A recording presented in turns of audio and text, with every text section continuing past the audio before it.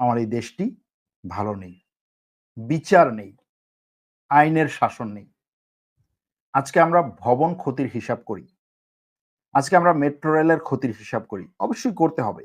রাষ্ট্র পরিচালনার জন্য এগুলোকে নিরাপত্তা দিতে হবে। কিন্তু সবচেয়ে বড় নিরাপত্তা হচ্ছে মানুষের জীবন।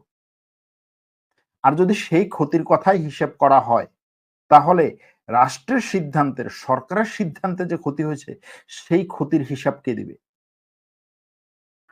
ভবনের ক্ষতির জন্য যদি শত শত ছেলের, শত শত তরুণের জীবন দিতে হয়, যেই ভবনগুলোর ক্ষতির পরিমাণ যদি হিসাব করা হয় হয়তো কয়েকশো কোটি টাকা হতে পারে, কিন্তু কয়েকশো হাজার কোটি টাকার যে ক্ষতি রাষ্ট্রের হয়েছে ইন্টারনেট বন্ধের কারণে, সেটার হিসাব কে দিবে? সেটার জন্য কত মানুষ মৃত্যু হলে তারপরে সেই ক্ষতির সমপরিমাণ ক্ষতি হবে, পূরণ হবে?